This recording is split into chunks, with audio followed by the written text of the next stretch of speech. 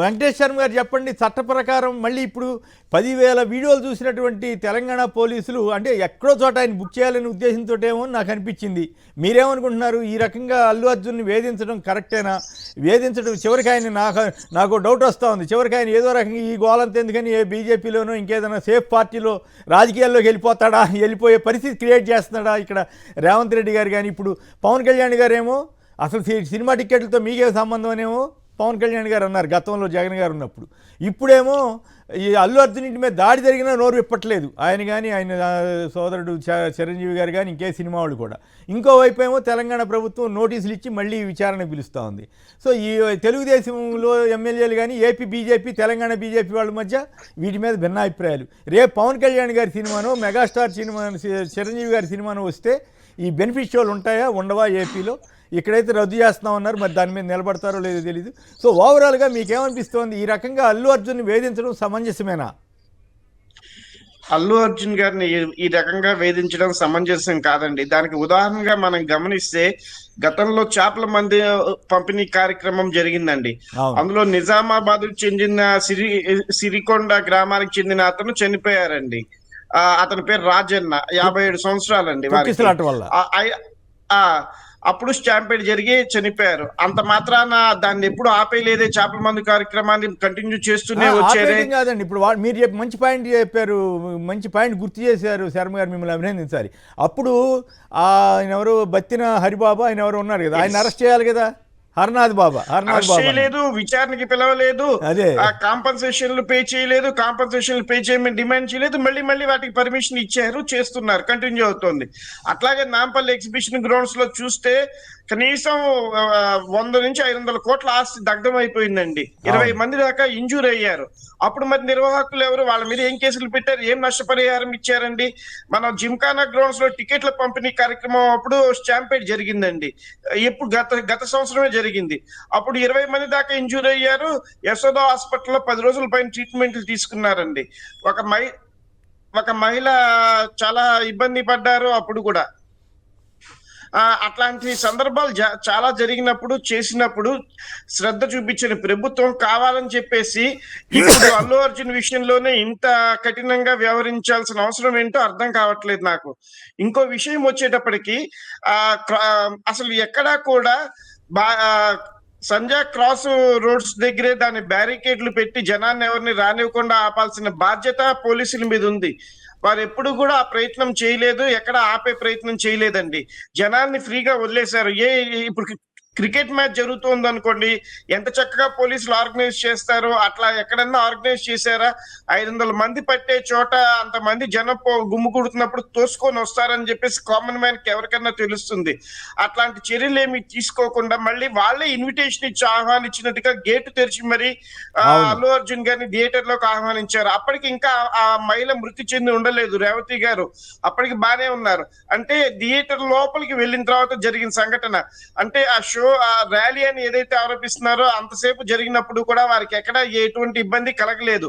ఆ లోపలికి వెళ్ళిన తర్వాత పోలీసులు కింద ఎక్కువ మంది ఉన్నారు, బయటికి పంపించే ప్రయత్నం చేయటం కానివ్వండి, బయటికి పంపించడం కానీ ఎక్కడ జరిగినట్టు దాఖలాలు లేవు. పోలీసులు నా ప్రకారం అయితే కనుక వాళ్ళకి సిపిఆర్ చేసాం, అది చేసామని పోలీసులు సానుభూతి పొందాలని చెప్పి చూస్తున్నారు. వారి డ్యూటీ వారు చేశారు. వారికి నెలలా మనం జీతాలు ఇచ్చేది చెందేది అన్నిటికీ కూడా ఇట్లాంటి ఘటనలు జరిగినప్పుడు వారి విధిలో ఏం చేయాలో భాగంగా ఉంటుంది. అదే ప్రకారం వాళ్ళు చేశారు, చెందారు. కానీ వాళ్ళు ముందు నిర్లక్ష్యం చేశారు. సంజా క్రాస్ రోడ్స్ దగ్గర జనం అంతమంది గుమ్ము కూడితే ఎటువంటి చర్యలు తీసుకోకుండా జీవో ఇచ్చినప్పుడు ఆ జీవోలో యాక్ట్ అకార్డింగ్లీ మీరు బెనిఫిషియల్కి చర్యలు తీసుకోండి అని చెప్పి క్లియర్ గా ప్రభుత్వం పేర్కొన్నప్పుడు దానికి తగ్గట్టుగా ఏం చర్యలు తీసుకున్నారంటానికి ఒక్క సమాధానం కూడా పోలీసుల దగ్గర లేదండి. ఆ తర్వాత గేటు తీసుకొని లోపలికి వచ్చిన తర్వాత థియేటర్ లోపలికి వెళ్ళిన వాళ్ళని కనీసం బయటికి పంపించే ప్రయత్నం చేయలేదు. అట్లా అనేక చోట్ల పోలీసులు వైఫల్యం జరిగారు. మరి ఎందుకనో ఆ మహిళ చచ్చిపోయింది అనేది అందరి మైండ్లలో పెట్టి సానుభూతి పొంది అసెంబ్లీలో కూడా ఎవరో సినిమా డైరెక్టర్ రాసిచ్చినట్టుగా రేవంత్ రెడ్డి గారు మాట్లాడినట్టు నాకైతే అనిపించింది. ఎక్కువ సానుభూతి ప్రభుత్వం పొందాలి, విషయం అల్లు అర్జున్ గారి మీద చిమ్మాలి అనే ప్రయత్నం జరుగుతుంది. అయితే క్లియర్ గా కనబడుతోందండి. ఇది అయితే ఇక నుంచి బెనిఫిట్ షోలు ఆపేస్తామంటాం సమంజసం కాదు. మీరు చేపల మందు పంపిణీ కార్యక్రమం ఆపలేదు, నాంపల్లి ఎగ్జిబిషన్ లో అంత గొడవ జరిగితే నాంపల్లి ఎగ్జిబిషన్ ఆపలేదు, జిమ్ఖానా టికెట్లు అప్పుడు స్టాంపేడ్ జరిగితే ఇక నుంచి క్రికెట్ మ్యాచ్లు జరపమని అనలేదు కదా. ఎందుకు సినిమా వాళ్ళ మీదే మీరు అంత చులకనగా మాట్లాడాల్సిన అవసరం ఏంటో నాకు అర్థం కావట్లేదు. అట్లాంటి కక్షపూరిత కార్యక్రమాలు చేయకుండా ఉండటం కరెక్ట్. మీరు తగిన భద్రతా చర్యలు తీసుకోండి, చేయండి. ఇంకోటి, బెనిఫిట్ షోలకి ఎందుకు అంత అమౌంట్ పెంచుతున్నారు చేస్తున్నారు అంటున్నారు, దానికి కూడా ఒక్క నిమిషం చెప్తానండి. ఇప్పుడు మనము ఆ వినోదం అనేది మన ఆంధ్ర తెలంగాణలో ఎక్కువ లేవండి. సినిమా ద్వారానే వినోదం పొందుతున్నారు, చెందుతున్నారు. ఆ బడ్జెట్ ఎక్కువ పెడితేనే, కలర్ఫుల్ గా కనబడితేనే కంటికి వినోదం వస్తుంది, చేస్తుంది. ప్రజలు లేకపోతే మోస సినిమాలు వచ్చేసి చిన్న చిన్న సెట్లలో సినిమాలు తీయాల్సి వస్తుందండి, చేయాల్సి వస్తుంది.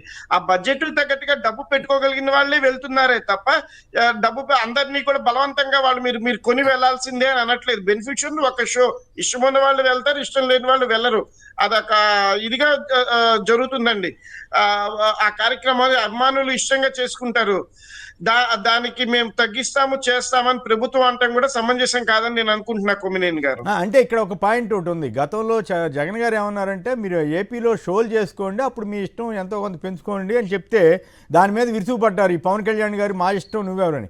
ఇప్పుడు అల్లు అర్జున్ గారి కేసులో ఒక్కళ్ళు మాట్లాడరేంటి? ఇంటి మీద దాడి చేసినా కూడా పవన్ కళ్యాణ్ నోరు ఎప్పుడు, చిరంజీవి గారి నోరు ఎప్పుడు, ఈ ప్రొడ్యూసర్స్ కౌన్సిల్, డైరెక్టర్ల కౌన్సిల్, యాక్టర్స్ కౌన్సిల్ ఎవరు మాట్లాడరేంటి? అంత భయపడిపోయారు రేవంత్ రెడ్డి గారి ప్రభుత్వం అంటే. అదే కొమ్మినేని గారు నేను చెప్పేది. అల్లు అర్జున్ గారు లేటెస్ట్ పుష్ప సినిమాల్లో సెంట్రల్ మినిస్టర్ ని, చీఫ్ మినిస్టర్ ని అందరిని ఎదిరించారు, చేశారు. కానీ రియల్ లైఫ్ లోకి వచ్చేటప్పటికి ఏం మాట్లాడలేకపోతున్నారు, చేయలేకపోతున్నారు. రేవంత్ రెడ్డి గారి ప్రభుత్వం ఏమీ చేయలేరండి. చట్టాలు ఉన్నాయి, అన్ని ఉన్నాయి. దాని వారి సినిమా వాళ్ళందరూ కూడా ధైర్యంగా బయటకు వచ్చి వారి వాయిస్ వినిపించాల్సిన సమయం. వారే ఆ మహిళ చనిపోయిందనే దాని మీద ప్రభుత్వం సానుభూతి పొందాలనే దాన్ని మీరు అంతా క్లియర్ గా ప్రజలకి ఎక్స్ప్లెయిన్ చేసి మీరు దానికి ముందుకు వెళ్ళాలి తప్ప సినిమా షోలకి టికెట్లు పెంచడం కుదరదేమో అనుకుంటే, ఏపీలో గతంలో అట్లా పెంచడం కుదరతున్నప్పుడు హైకోర్టుకు వెళ్ళారు. హైకోర్టుకు వెళ్ళి అది పెంచుకునేలాగా చేశారు. హైకోర్టు వాళ్ళు ఇచ్చారు, మీరు కమిటీ వేసి న్యాయ ప్రకారం చేయండి అంటే అప్పుడు రేట్లు పెంచింది హైకోర్టు. ఇక్కడ ఏపీ ప్రభుత్వం కూడా సినిమాకి రేట్లు పెంచడం అనేది రేవంత్ రెడ్డి గారి చేతుల్లో లేదు. అది పెంచుకోవచ్చు, చెయ్యొచ్చు. రేట్లు తెలుగుదేశం ఎమ్మెల్యే చెప్తున్నాడు కదా, ఎట్టి పరిస్థితుల్లో పెట్టడానికి వీలేదు. ఏపీ బీజేపీ వాళ్ళు ఒక రకంగా మాట్లాడితే తెలంగాణ బీజేపీ వాళ్ళు ఇంకో రకంగా మాట్లాడుతున్నారు కదా. మరి ఇప్పుడు పవన్ కళ్యాణ్ గారి సినిమా వస్తే రేట్లు పెంచుతారా, పెంచరా?